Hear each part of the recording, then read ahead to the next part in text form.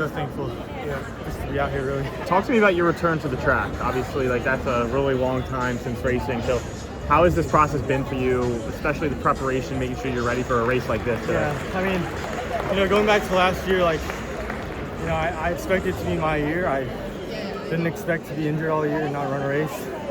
So,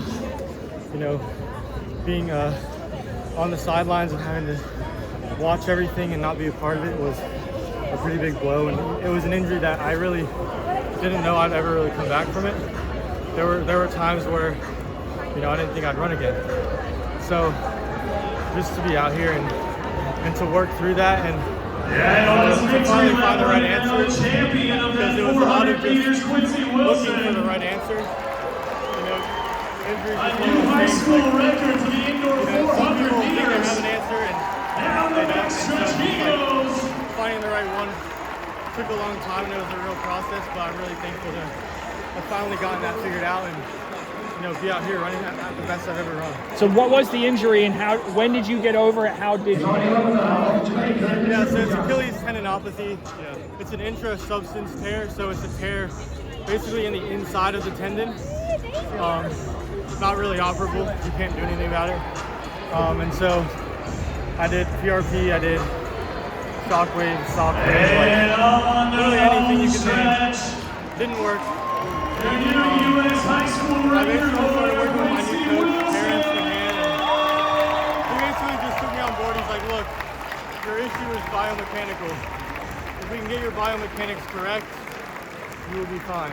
And just spent basically I didn't run from June until I think the last week of September, maybe even October, and just worked on those exercises and teach my body how to move correctly. And I came back to running, didn't feel any pain at all, and still haven't felt really any pain at all. And so it's just kind of one of those things, like, I was searching for an answer to treat the symptom, but the Achilles is just a symptom. The problem was my whole body just being dysfunctional. How do you keep pushing through these? Yeah, it's just like, it was just one of those things. I had to be really diligent and trust the process. Really, it's working. So, did you change your running form then as a result? There were just so many things I was doing correctly. Like my glutes were not working at all. So my hips were just kind of dumping more or less. My hips are supposed to rotate like this and like this.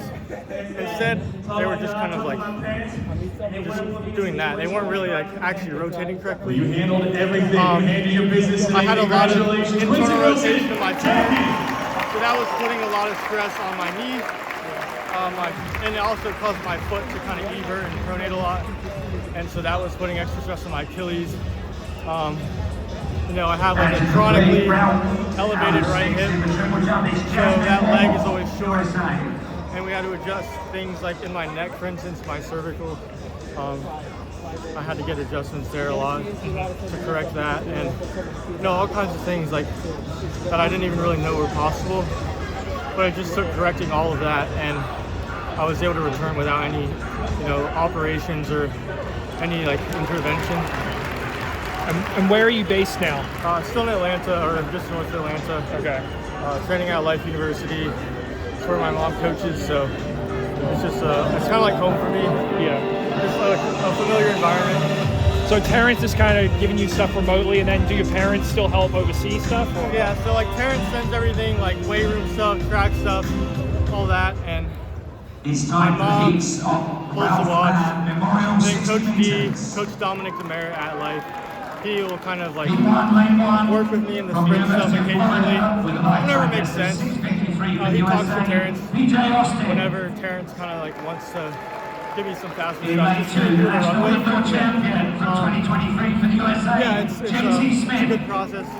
I like it. It's very similar to what I did in high school, just kind of elevated. So I think it works really well for me. Still really haven't scratched the surface though on training. I wasn't able to sprint or wear spikes until the end of December. So I really haven't done a whole lot of real training yet. I'm excited about that. Will we see you in an 800 soon? I don't know. I don't plan on running that for a while. I think if I get my 400 that the 8 will be ready, but I'm more focused on the 4 right now. Like even to outdoor, like is that going to be your primary event? You think even to outdoors? I mean, we'll see. Like obviously they kind of go hand in hand. Like especially for me, like my 8 is nothing without my 4, and my 4 is nothing without my 8. So, yeah, I just think like if I can chip my 4 down, then you know I'll feel confident to run an 8. Thanks, Will. Thanks, Will. Appreciate it. Thank you.